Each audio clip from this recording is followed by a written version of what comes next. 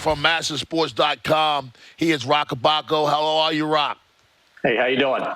Doing well. Now, talk about these guys who came up. Tell us how they fill the void for the Baltimore Orioles. Some voids.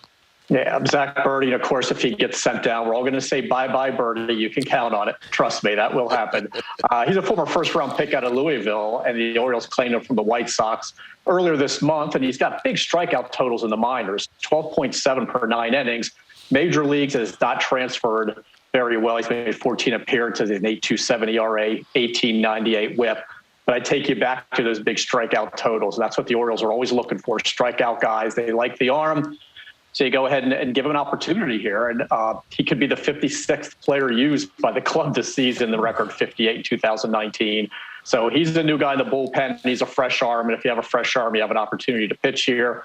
And as you mentioned, McKenna, I don't know where you would set the over-under on how many transactions this year involving Ryan McKenna. I've got him at 13. So wow. He has his own seat on the shuttle. He's got a little nameplate. They have his favorite drink waiting for him when he gets on it. But it's plus speed, it's plus defense, and it's a right-handed bat. You know, they are facing 3 lefties in this series, probably 2 more in New York. And it gives Brandon Hyde an opportunity to rest some guys, like he's resting Cedric Mullins tonight. So you go ahead and you have McKenna in center. Anthony Santander has been playing with that sore ankle since April. So 4-man bench makes it a lot easier. It was a little dicey when they were down to 3, and then Jorge Mateo had the back issue, and Ramon Urias for a while was day-to-day with the leg issue. So they really do need to have that extra guy on the bench. You just need starters that can go deeper, so you don't need as many relievers. I'm a Ryan McKenna fan, so good to see him back. Who got sent down, Roch, and why? Paul Fry, and a lot of people were surprised. Like, he still had an option. He's got 3 of them, according to Roster Resource. I asked the same thing when I heard he got sent down. He's got options?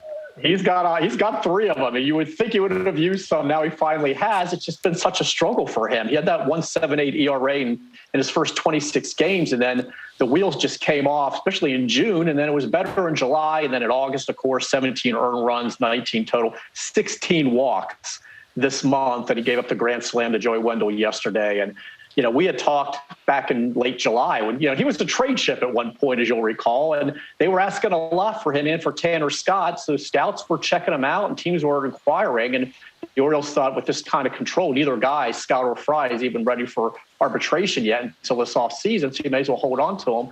But Fry, he admitted his confidence was shaken somewhat. And Brandon Hyde mentioned the same thing again today. And he says you can see it in the lack of command and the walks. So they're going to send him down to AAA and hope in a lower pressured environment he can get that back. They fully expect him to come back. But it just isn't working right now. You can't, trust him to bring in these games in high leverage situations. And again, he went from trade chip and he was closing briefly to a guy getting sent down. And then there was Spencer Watkins. He was that great story. His first 3 starts, 1 earned run on all 3. Rookie who had to wait pretty long time to finally get that opportunity. The Tigers never gave it to him. And then these last 7 starts, it's been a huge problem for him. The 36 runs, 49 hits in 7 starts, 30 and 2/3 innings. So it gives him a chance to go down to AAA, make some starts. Maybe we see him as well. Maybe Alexander Wells, who's on the taxi squad right now, ends up replacing him when it's time for another starter. Maybe he takes Watkins' spot. But those 2 guys desperately need a reset in AAA. I was wondering why my co-host on the morning show, Ed Norris, asked for your number. He's a big Jorge Mateo fan. He gets your number, and all of a sudden you write about him. Was that a favor for Ed? Hey, whatever he wants. He still makes fun of me for my umbrella drink, so I have to stay on his good side. But, Mateo is just an interesting guy. I know it's like a relatively small sample size. It's 19 games, but he has 24 hits. And, when you have a team like this in the rebuild and they're not playing for anything at this point, obviously they're still trying to win, but they're, worst record in baseball, and you're not in a pennant race. You give a guy like that an opportunity that he couldn't get in San Diego, which is trying to contend and get into the postseason and make the World Series. He's finally getting an opportunity. And when you got a guy he gets an 80 grade for his speed, that scale in scouts, it's 20 to 80, and he's an 80. He's got a plus arm. You want him in the system, and you want to go ahead and get him at shortstop. You play him at second base, and you see what you've got. And I talked to him, it's funny, yesterday, and Hyde, I said, obviously it makes more sense for him to hit the ball on the ground with his speed. Then, of course, he puts the ball in the bullpen. So what do I know? But I still think he should be hitting the ball more on the ground. He said only his father tells him that. He's not changing his approach at all. He said the Oriole coaches haven't tweaked it at all. It's the exact same approach. It's just he's getting more opportunities. Now you just got to keep him healthy. Like I said, he had that sore back for a while, which he had never had that issue before.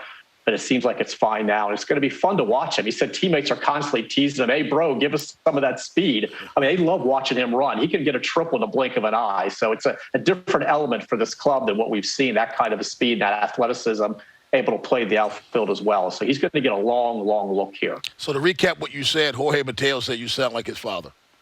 Yes, yeah, basically. Okay. And maybe I'm the same age, too. Well, you know. That was my point. Roch, thanks a lot, my man. You can check Roch Kubatko out at MASNsports.com.